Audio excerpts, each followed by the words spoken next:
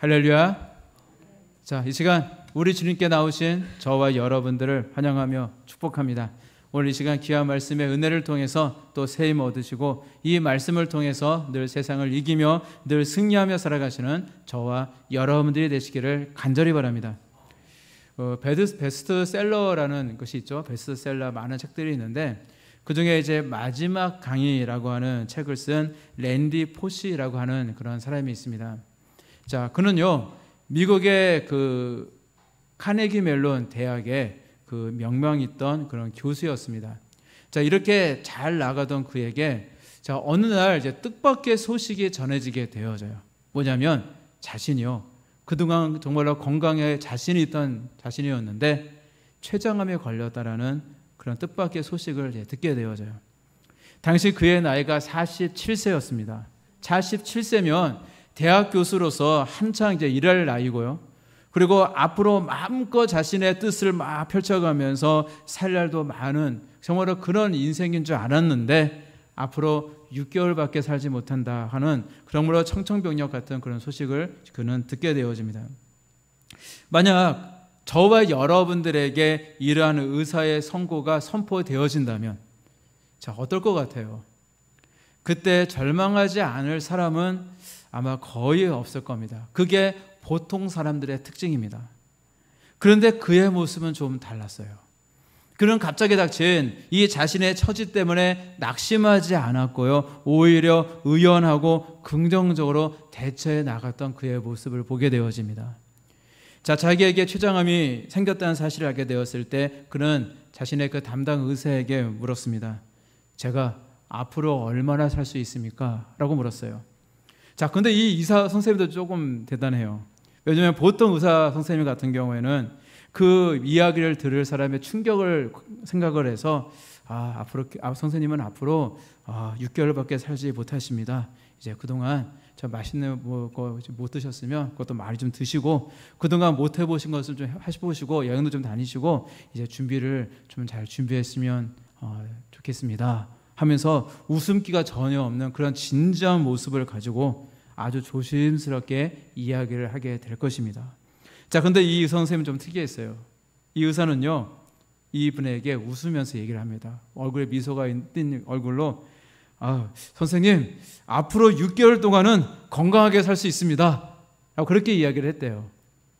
6개월 동안은 건강하게 살 수 있습니다. 라고 그렇게 이야기를 했는데 그리고 이 의사의 말을 듣게 된 이 랜디 포시는요 이러한 절망적인 상황을요 얼마나 긍정적으로 받아들였는지 그는 이렇게 이야기를 했다고 그래요. 저는 6개월밖에 살지 못하는 사람이 아닙니다. 뭐 교통사고나 심장병으로 갑자기 내가 죽지 않고 가족과 함께 6개월이나 살 수 있는 시간적 여유를 주셨으니 감사합니다. 라고 그렇게 이야기를 했다고 합니다. 자, 그래서 그는요 그 이후에 그 짧은 6개월 동안 더 열정적으로 대학에서 강의를 했고요. 그리고 부지런히 책도 썼습니다. 또 그 책은 베스트셀러가 되어져요. 그리고 또 죽음을 얼마 남겨놓지 않은 상태에서 자신의 몸이 힘든데도 불구하고 의원에게 아내의 생일 축하 노래까지 불러줬다고 그래요.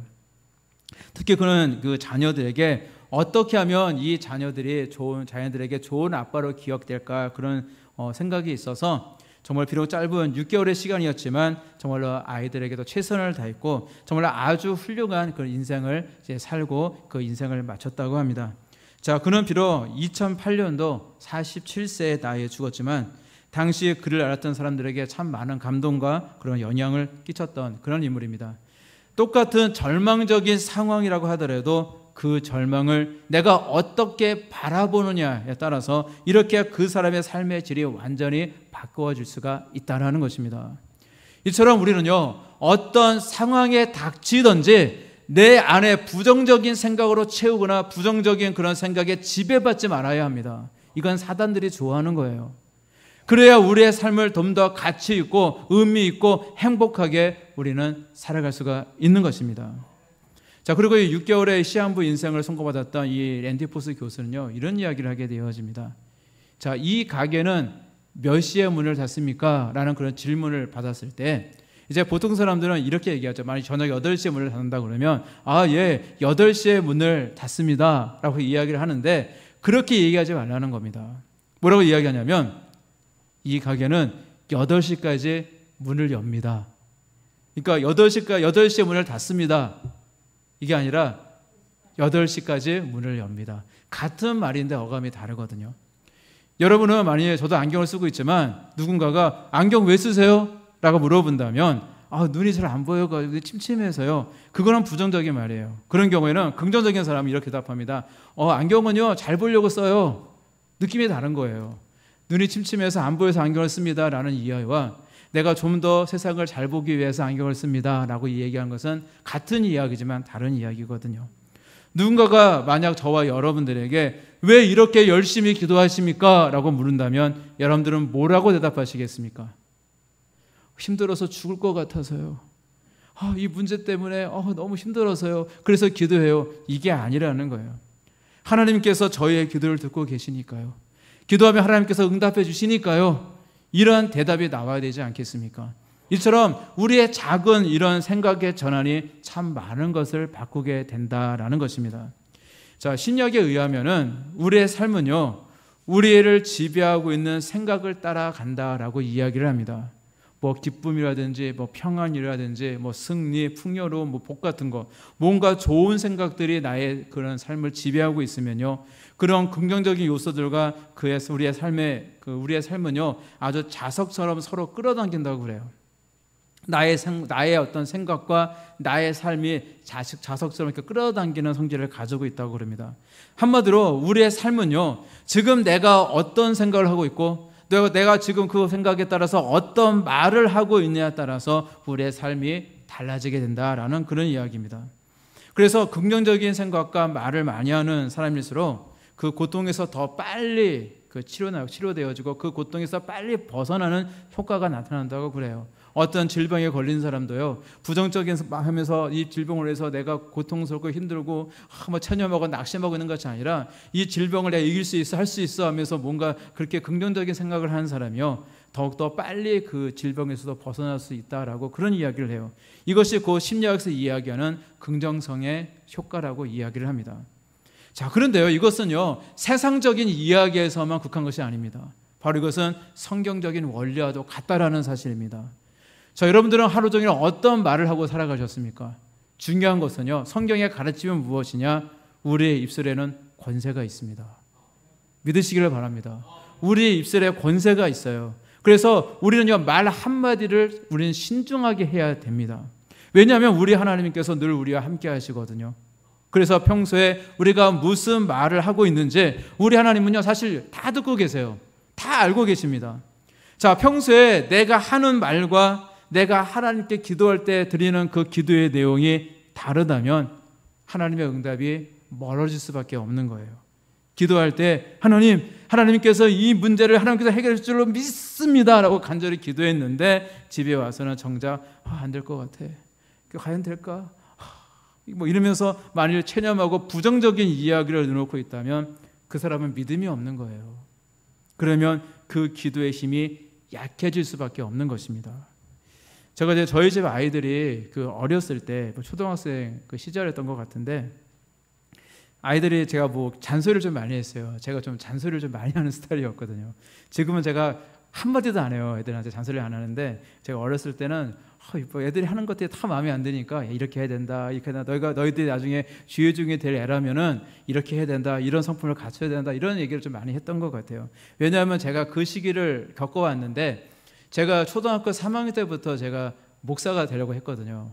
하나님의 부르심을 받고 온 가족이 이제 저로 인해서 다시 교회 다니기 시작하고 그런 이제 기적적인 사건들이 있었어요. 그 당시에 제가 이제 죽을 병에 걸려가지고 병원에서 이 아이는 죽습니다 했는데 기적적으로 살아나고 그런 일들이 있었는데, 그런데도 저는 부모님께서 저에게 신앙적인 얘기를 한 번도 해주신 적도 없고, 목사가 되기 위해서는 이런 걸 성품을 갖춰야 된다 이런 말씀 하신 적도 없어요. 저는 그냥 이상하게 알아서 혼자 큰 것 같고, 저는 심지어는 아무도 저에 대해서 앞으로 어떤 길을 제시해 주지 않았기 때문에 제가 수학을 굉장히 좋아했어요. 수학을 거의 만점 받고 살았습니다. 중학교 때도. 그래서 수학을 굉장히 좋아했고, 수학에 관련된 물리라든지 화학 이런 과목들을 잘했어요. 그랬는데, 그래서 저는 수학을 좋아하고 수학을 잘하니까 이과를 가려고 그랬어요. 저는 신학교 가야 되는데. 그런데 제가 이제 이과를 원서를 써서 이제 2학년 때 바뀌잖아요. 그 당시에는 지금 모르겠는데 무슨 고등학교 1학년에서 고등학교 2학년 넘어갈 때 이제 문과로 갈 거냐 이과로 갈 거냐 나눠지거든요. 그때 저는 이제 이과를 지방을 딱 했어요. 근데 제 친구가 딱 보더니 야, 너 목사 된다며, 목사님 된다며, 야, 목사님은 문과 가야 돼. 이래가지고 제가 문과로 바꿨던 사람입니다. 아무도 저한테 관심을 가져주지 않았어요. 제가 다니는 그 교회 목사님도 그 목사님의 아들도 신학교를 이제 갔는데 그런데도 저한테는 아무런 관심을 가져주지 않더라고요.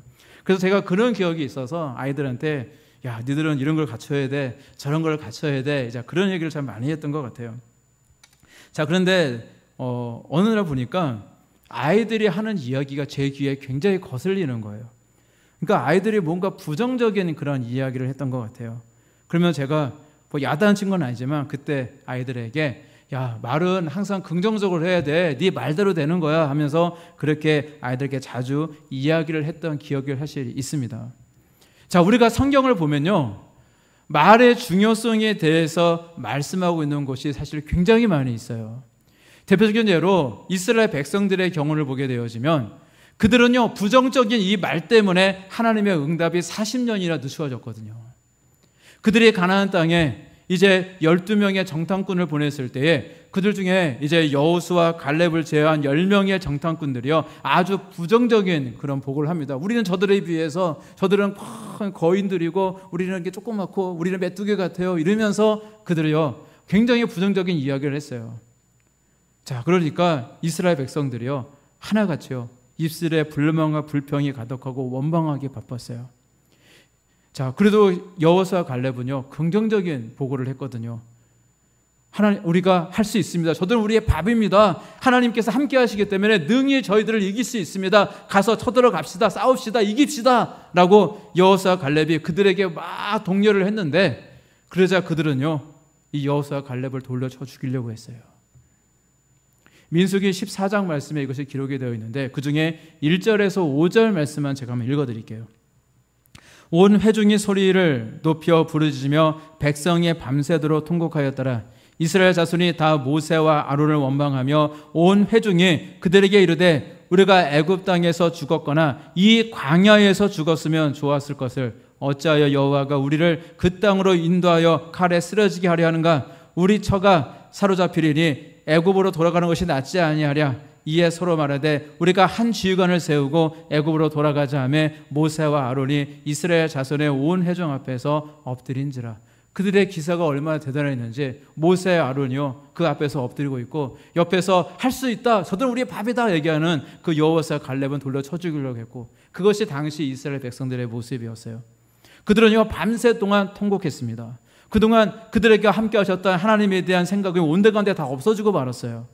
자, 애굽에서 10가지 재앙을 이루셨던 분이 하나님이셨고요, 홍해를 가르셨고 또한 그 많은 땅처럼 건너게 하셨고 애굽 군대를 홍해 바다에 수상시켰던 우리 하나님이요 온데간데 사라져버리게 되어져요. 그때는 우리 하나님 만세, 하나님 최고예요, 우리 하나님 살아계십니다, 그렇게 기뻐하고 날뛰던 그들이었는데 시간이 얼마나 지났다고요? 얼마 지나지도 않았어요. 그런데 그들의 삶 가운데, 그들의 언어 가운데 하나님이 사라져버리고 말았습니다. 그리고 그들은요 애굽 땅에서 죽었거나 이 광야에서 죽었으면 좋았겠다라고 이야기를 해요. 그런데요 하나님이 그들의 그 말을 듣고 계셨거든요. 그리고 우리 하나님께서 그들에게 이렇게 말씀하셨습니다. 민수기 14장 28절의 말씀 보게 되어지니까 그들에게 이르시기를 여호와의 말씀에 내 삶을 두고 맹세하노라. 너희 말이 내 귀에 들린 대로 내가 너희에게 행하리리 말씀하고 있습니다. 그들이 광야에서 죽는 게 낫겠습니다 라고 이야기하니까 하나님께서 그 말대로 하셨다라는 이야기예요. 내 귀에 들린 대로 너희들이 광야에서 죽었으면 좋겠다라고 얘기했으니까 그렇다면 광야에서 죽거라, 이게 하나님의 뜻이었다라는 겁니다. 그래서 그들이요 40일 동안 그 정탐했던 시간을 이제 계산을 해서 하루를 1년으로 계산해서 40년 동안 광야에서 더 연단과 훈련을 받아야만 했고요. 또한 긍정적인 그런 말을 했던 여호수아 갈렙은 가나안 땅에 입성할 수 있었지만 그 외에 부정적인 그런 말을 했던 모든 그런 이스라엘 백성들은 모두 광야에서 다 죽게 되어집니다. 그리고 가나안 땅에 이제 입성했던 사람은 그들의 자녀들이었어요. 그래서 이들을 가리켜서 우리는 출애굽 2세대라고 이야기를 합니다. 여러분, 한마디의 말이라도 늘 긍정적인 말을 하시기를 바랍니다. 지금 우리 하나님이 듣고 계십니다. 자, 하나님이 계시니 우리는 할 수 있습니다. 저는 하나님을 믿습니다. 우리 하나님은 살아계십니다. 역사하십니다. 응답하십니다. 늘 이러한 긍정적인 말, 늘 믿음 있는 말을 하시는 저와 여러분들 되시기를 바랍니다. 그러면 우리 하나님께서 우리의 그 말을 들으시며 정말 그 말대로 속히 응답해 주실 줄로 믿습니다. 그 성경에 등장하는 그런 행복한 사람들의 그 공통적인 특징은 뭐냐면요, 그들은요 이렇게 낙천적이고 긍정적이었다는 특징을 가지고 있어요. 아무리 어려워도, 아무리 힘들어도 부정적이고 우울하고 절망적인 모습으로 살지 않았습니다. 왜냐하면요, 그들은 인간적인 눈, 우리의 인생의 눈으로만 그렇게 세상을 바라봤던 것이 아니라 그들은 믿음의 눈으로 하나님을 바라보고 있었기 때문이었습니다. 그래서 그들은요 늘 하나님을 바라보고 하나님 때문에 힘을 내고 하나님 때문에 더 밝게 살아갔다는 것입니다. 자, 행복은요 이렇게 밝게 살아가는 사람들을 졸졸졸졸 쫓아다니는 그런 절친 같은 존재인 것 같아요. 여러분들도 이런 행복이라고 하는 절친이 생기기를 바라지 않으십니까?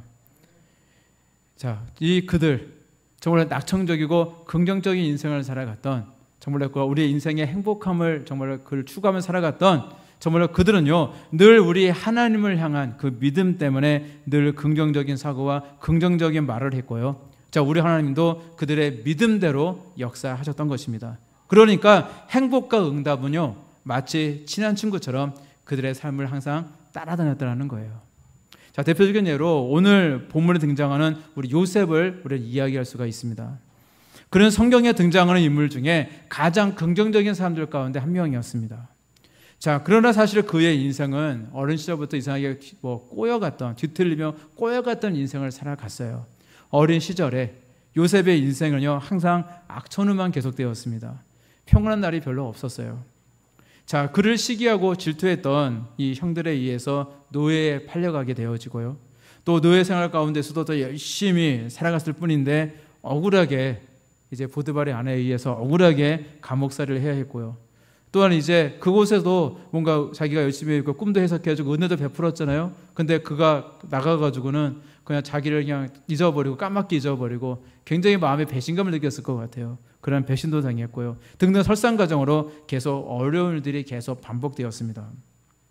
자, 그런데도 그는요 긍정적인 마인드를 품고 살아갔습니다. 성경에서는 특별히 이거에 대해서 구체적으로 이제 이야기하고 있지는 않지만 제가 한번 상상을 해보니까 요셉은 참 긍정적인 마인드로 살아갔던 인물이구나라는 생각을 해보게 되어져요. 어두운 밤에도요 그 밤하늘에 떠 있는 그 별빛을 바라보면서 아마 그는 자신의 꿈을 기억하고 있었을 거예요. 그는 밤하늘을 바라볼 때마다 하나님께서 그에게 주셨던, 어린 시절 주셨던 그 꿈들을 기억했을 겁니다. 해와 달과 열한 별들이 자신에게 절했던 그 꿈을 기억하면서 하나님께서 반드시 이루어 주시리라 그런 믿었습니다. 그리고 그는 그의 입술로 어린 시절에 그 부모님과 형들 앞에서 정말로 하나님께서 이렇게 해주신대요 라고 그가 고백했을 뿐만 아니라 그가 이렇게 고통의 자리에 있을 때에도 늘 하나님 앞에 나와서 하나님께 기도할 때에 늘 믿음으로 자신의 이 신앙과 믿음을 고백했을 것입니다. 그랬더니요 정말로 그렇게 되었습니다. 우리 하나님께서는요 그에게 주셨던, 보여주셨던 그대로 다 이루어 주셨고요 그의 뿔을 가장 최고로 높여 주셨던 것입니다. 자, 그래서 그는 오늘 본문과 같은 긍정적인 신앙 간증을 하고 있는 겁니다. 당신들이 나를 이곳에 팔았다고 해서 근심하지 마소서, 한탄하지 마소서. 하나님이 생명을 구원하시려고 나를 당신들보다 먼저 보내셨나이다. 요셉을 시기해서 죽이려고 했다가 차마 동생이니까 죽이지는 못했지만 지나가는 아라비아 상인들에게 노예로 팔아버렸던 이 요셉의 형들은요 지금 자신의 눈앞에 서 있는 이 애굽에서 가장 존귀한 이 총리 대신이 바로 요셉이라는 사실을 알게 되었을 때 사시나무 떨듯 벌벌 떨 수밖에 없는 상황이었습니다. 그래서 형들은요 온통 근심에 빠졌고 과거의 자신들의 행동에 대해서 후회하고 한탄하고 있었어요. 이젠 불을 보듯 자신들은 모두 죽게 되었다라는 생각에 그들은 절망할 수밖에 없었습니다. 만약 요셉이 보통 사람 같았으면 그 형들의 생각에 맞았을 거예요.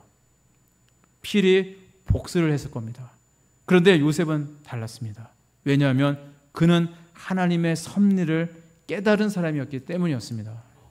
요셉의 입장에서 볼 때 지금껏 보디발의 노예로 살아가다가 이 보디발의 그 아내의 그 모함으로 말미암아 자기는 하나님을 섬기기 때문에 정직하게 바르게 살려고 했을 것밖에 없는데, 그 아내로 말미암아 그 감옥살이에 가서 살면서 온갖 고생과 죽음의 공포 속에서 살아왔던 그 지난날의 그 고통과 아픔이 있었지만 정말로 참기 힘들었고 형들을 늘 원망했을 거예요. 늘 형들 생각할 때 원망스러운 마음이 가득했을 수밖에 없었지만, 세월이 지난 지금 요셉에게는요, 그것이 중요한 것이 아니었어요.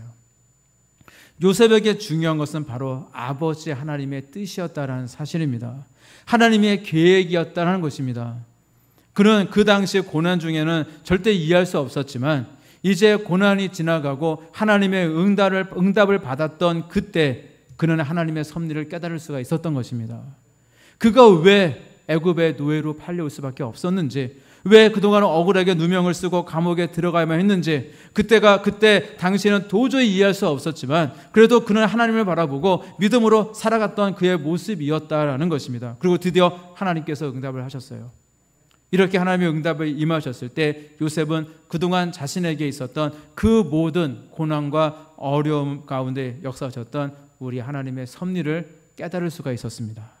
그래서 그는 그 모든 일에 감사할 수가 있었던 것입니다.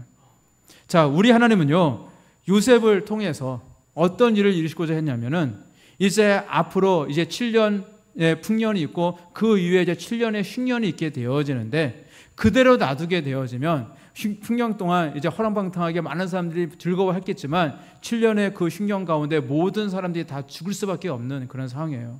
당시 고대 중동에 많은 사람들이 다 배가 골라서 정말로 다 굶어 죽을 수밖에 없는 그런 위기 상황이었는데, 그런데 하나님께서는 이 요셉을 미리 준비하셔서 이제 애굽 백성들과 또 주변국을 다 살리는 일을 했을 뿐만 아니라 70명이나 되는 요셉의 가족들을 다 살리고 장차 이 70명의 이 가족들을 통해서 하나님의 백성으로 세우시고자 하시는 놀라운 계획을 하나님은 갖고 계셨다는 것입니다. 자, 그는요, 이렇게 자신이 하나님의 도구였다는 사실을 그는 깨닫게 되어집니다. 그래서 오늘 본문 바로 뒤에 있는 7절에서 8절 말씀 보게 되었지만 그는 이렇게 고백하고 있는 것입니다. 하나님이 큰 구원으로 당신들의 생명을 보전하고 당신들의 후손을 세상에 두시려고 나를 당신들보다 먼저 보내셨나니, 그런즉 나를 이리로 보낸 이는 당신들이 아니요 하나님이시라. 하나님이 나를 바로에게 아버지로 삼으시고 그 온 집의 주로 삼으시며 애굽 온 땅의 통치자로 삼으셨나이다 라고 고백하고 있습니다. 사실 이게 얼마나 멋진 고백입니까? 저와 여러분들에도 이런 멋진 고백이 있기를 주님의 이름으로 간절히 축원합니다. 그동안 나를 멸시하고 조롱했던 사람들에게 훗날 하나님께서 우리의 삶 가운데 응답하시고 하나님께서 우리에게 복을 많이 주셨을 때에 하나님의 살아계심을 증거하고 하나님이 정말 나를 귀한 도구로 사용하시기 위해서 그동안의 고난과 연단의 세월을 정말 내게 주셨노라 라고 우리 하나님의 살아계심을 당당히 증거할 수 있는 저와 여러분들이 되시기를 간절히 바랍니다. 자, 우리가 이러한 하나님의 섭리를 깨달을 수만 있다면, 당장 우리가 눈앞에 아무것도 보이지 않아도 하나님께서 나를 이렇게 하나님의 섭리 가운데 인도하고 계신다는 사실을 내가 믿고 있다면 우리는 지금의 고난도 우리는 기쁘게 감당할 수가 있는 것입니다. 자, 그래서 요셉은 형들을 용서할 수가 있었습니다. 이처럼 하나님의 섭리를 깨닫게 되었을 때 용서할 수가 있는 겁니다. 요셉에게 있어서 형들은 사실 인간적으로 볼 때는 증오할 수밖에 없는 대상이고 정말 나쁜 놈이죠. 그냥 원수 같은 사람입니다. 형제라고 할 수가 없어요. 그러나 요셉은요, 하나님의 섭리를 깨달았기 때문에 형들을 용서할 수 있는 그런 마음이 너그러운 사람이 될 수가 있었다라는 것입니다. 자, 예수님께서는 이렇게 말씀하셨어요. 마태복음 5장 55절 말씀 보게 되어지니까 너희 원수를 사랑하며 너희를 핍박하는 자를 위하여 기도하라 말씀하고 있습니다. 근데 여러분, 이게 가능합니까? 어떠세요? 내 원수를 사랑하고 나를 핍박하는 자를 위해서 기도하라고 하십니다. 자, 이건 사실 인간의 능력으로는요 불가능한 일입니다. 원수는요 짓밟아야죠. 나를 핍박하는 사람에게는요 복수해야죠. 그게 상식이고 세상의 방식일 것입니다. 그러나 하나님의 섭리를 깨닫는 사람은요, 이 원수들의 이 핍박보다 그 원수를 통해 역사하셨던 우리 하나님의 섭리를 보기 때문에 그를 용서하고 그를 위해 기도해 줄 수가 있다라는 것입니다. 자, 스테반 집사님은요, 그 자신을 죽이려고 돌을 던지는 그 무리들을 향하여서 죽으면서도 그는 하나님께 이렇게 기도하잖아요. 주여, 이 죄를 저들에게 돌리지 마옵소서. 이렇게 기도를 해요. 돌을 던지는 무리를 용서하고 그들의 죄를 위하여 기도한 겁니다. 그 죄의 용서를 위해서 기도했다는 거예요. 왜냐하면 그는요, 자신을 핍박했던 그들에게조차도 복음이 전해되어지고 그들까지도 구원하시고자 하시는 하나님의 큰 섭리를 보았기 때문입니다. 그거 아십니까? 그들 중에는 사도 바울이 있었다는 사실입니다. 그 가운데 스데반의 순교하는 그 자리에는 바울도 같이 있었습니다.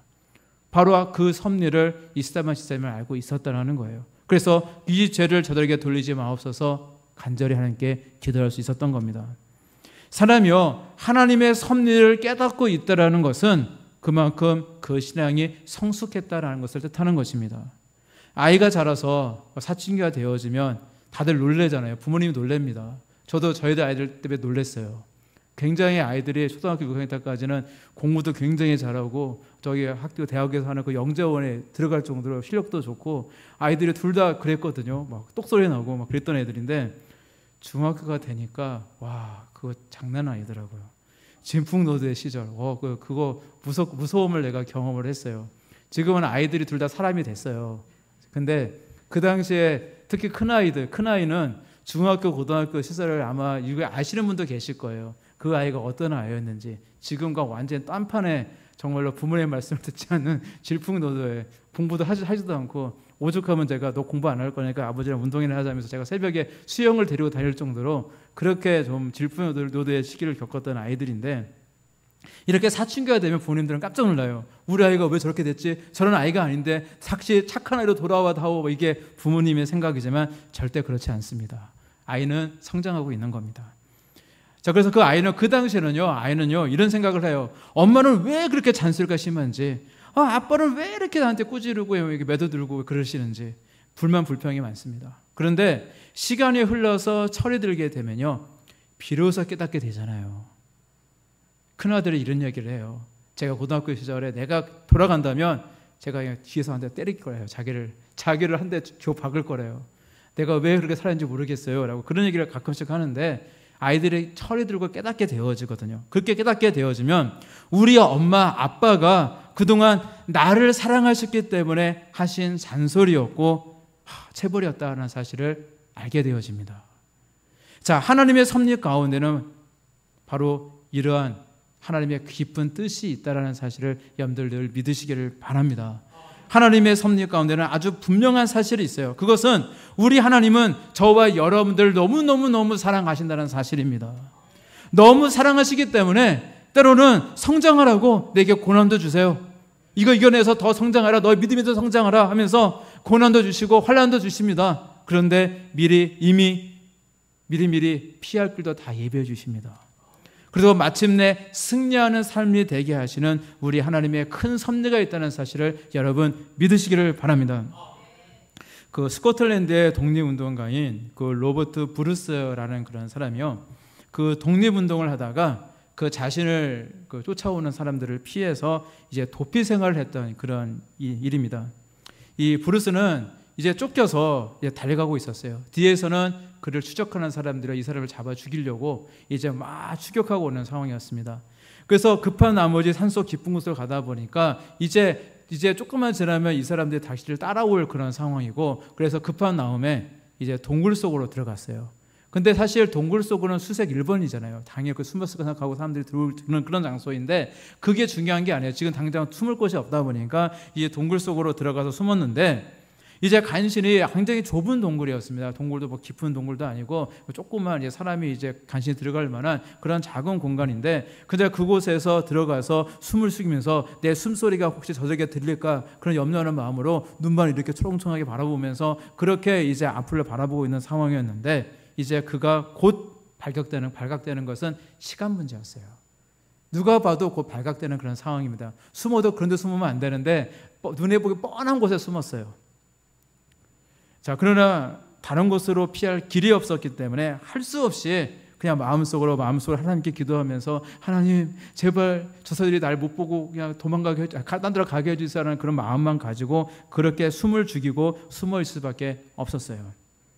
자, 근데 그가 그렇게 숨죽이면서 밖을 내다보고 있는데 갑자기 제 앞에 그 거미 한 마리가 이렇게 있는 거예요. 그러더니 거미가요 열심히 거미줄을 치고 있는 모습을 그가 보게 되어집니다. 그는 거미를요 앞에 징그러우니까 손을 이렇게 쫓아낼 수도 있었을 거예요. 하지만 그는 그냥 그 거미가 하는 것을 내버려 두고 거미가 뭘 하나라고 잠시 자신이 쫓기고 있는 그런 것을 잊어버리고 잠시 그 거미를 제가 바라보고 있었어요. 자, 그러니까 이제 거미는요 열심히 자기 일을 합니다. 거미줄을 열심히 치기 시작했어요. 아주 빽하게 아주 열심히 아주 최선을 다해서 거미는요 자기 일을 하고 있었어요. 자, 그리고 곧 자기를 쫓던 사람들이요 이 동굴 입구까지 오게 되어집니다. 그리고 보통 우리가 거미줄이 있으면 이런 생각하잖아요. 사람들이 들어오는 흔적이 없구나. 거미줄이 있네? 하고 지나가잖아요. 근데 그들도 그랬던 거예요. 그들도요 거미줄에 쳐 있는 것을 보고는요 거미줄이 있네? 여긴 안 들어갔겠다. 그러고는 몸을 돌려서 다른 길로 가게 되어집니다. 그때 그는 이렇게 고백을 해요. 오 하나님, 이 작은 거미의 뱃속에 저를 위한 피난처를 마련해 주셨군요. 거미를 통해서 저를 보호해 주시다니 참으로 감사합니다 라는 그런 고백을 하게 되어집니다. 근데 여러분 그거 아십니까? 우리 하나님의 역사는요 우리의 생각을 뛰어넘으십니다. 우리의 상식을 뛰어넘으신다는 사실입니다. 우리가 전혀 생각하지 못했던 이 거미줄과 같은 역사가 우리의 인생 가운데 있다는 사실을 믿으시기를 바랍니다. 우리는 전혀 생각하지 못했던 방법인데 하나님께서는요 정말 이런 특별한 방법을 통해서도 우리 하나님은 피할 길을 예비해 주시고 지키시고 보호해 주신다라는 사실입니다. 자, 그러나 사람들은요 쉽게 평가합니다. 자, 우리 도립교회를 보더라도요 하나님께서 앞으로 아마 우리가 상상하지 못한 그 많은 다양한 방법을 통해서 역사를 많이 하실 거예요. 하지만 이제 아마 부정적인 그런 이야기를 수근수근 하시는 분들도 아마 있을 거예요. 우리 도립교회 식구들 중에 없겠지만 도립교회에 이제 돼서 이제 뭐 들은 사람들은 아마 저게 될까라는 그런 이야기를 분명히 할 겁니다. 자, 그런데요 우리의 입술은 달라져야 됩니다. 이 언약을 주신 분도 하나님이시고 또한 우리가 어떤 믿음을 가지고 있고 또한 우리가 어떤 고백을 하고 있는지를 우리 하나님께서 늘 듣고 계시기 때문에 우리 항상 믿음으로 말하고 늘 긍정적인 언어를 사용해야 될 줄로 믿습니다. 자, 그것이 바로 기도자의 삶입니다. 우리가 교회에서나 아니면 골방에서 내가 뭐 기도만 드린다고 해서 그때만 기도하는 것이 아니고요. 우리가 평소에 우리의 삶 속에서 하는 말이 기도가 되어지는 것이고 또한 그 기도가 우리 하나님의 보좌에 상달되어진다는 사실입니다. 내가 잠깐 하나님께 나와서 그때만 기도한다 생각하지 마시고 여러분들이 생활 속에서 말하는 그 음성 내 안에 계신 우리 예수님이 항상 듣고 계시니까 그것을 늘 염두해 주시고 여러분들의 말에 늘 긍정적인 말, 믿음의 말들을 행하시기를 바랍니다. 따라서 늘 마음을 넓게 가지시고 긍정적인 마음을 갖고 기도하시기를 바랍니다. 우리의 기도는 절대 어디 가지 않아요. 그리고 하나님께서 말씀하신 것은 반드시 이루어 주십니다. 늘 하나님의 섭리가 있다는 사실을 기억하시길 바랍니다. 그래서 오늘도 시간을 좀 더 흘렀을 때 우리가 이런 고백을 할 수 있게 될 줄로 믿습니다. 어떤 고백이냐면 그때 바로 그 시절 하나님의 놀라운 섭리가 있었습니다. 다 하나님의 은혜입니다. 하나님께서 고난과 연단을 주셨던 그 시절이 있었기 때문에 지금의 제가 있을 수 있었습니다. 우리 하나님은 살아계십니다. 우리 하나님은 역사하십니다. 하나님은 반드시 하신 말씀을 반드시 이루시고 반드시 응답하십니다. 이러한 고백 꼭 하시기를 바랍니다. 이런 고백을 할 수 있기 위해서는 내 삶에 증거가 있어야 돼요. 사람들이 보고도 정말 하나님이 살아계시구나 라는 그 증거가 있을 때 그럴 때 우리는 이런 고백을 당당히 할 수가 있는 것입니다. 자, 그래서 중요한 것은요 지금의 현실만 보지 마시고요 나를 이끌고 계신 우리 하나님의 섭리를 바라보시기를 바랍니다. 그리고 하나님께서 저와 여러분들을 너무너무 사랑하고 계시다는 사실을 또한 바라보시기를 바랍니다. 우리 하나님은 저와 여러분들이 응답받기를 원하십니다. 그걸 믿으십니까? 우리 하나님은요 우리가 응답받기를 원하세요. 내가 사랑하기 때문에 우리를 사랑하시기 때문에 내 사랑하는 자녀가 잘되고 응답받기를 원하는 것처럼 우리 하나님도 동일하게 우리가 응답받기를 원합니다. 그것을 받을 만한 그릇이 되지 못하고 그걸로 인해 오히려 망할까 봐 못 주시는 것이지 우리가 준비가 되어진다면 하나님께서는 정말 후에 넘치도록 우리에게 놀라운 응답을 허락해 주실 줄로 믿습니다. 오늘도 이러한 믿음을 가지시고 늘 믿음으로 우리 하나님을 바라보며 나아가시는 저와 여러분들이 되시기를 우리 주님의 이름으로 간절히 축원합니다. 기도하시겠습니다.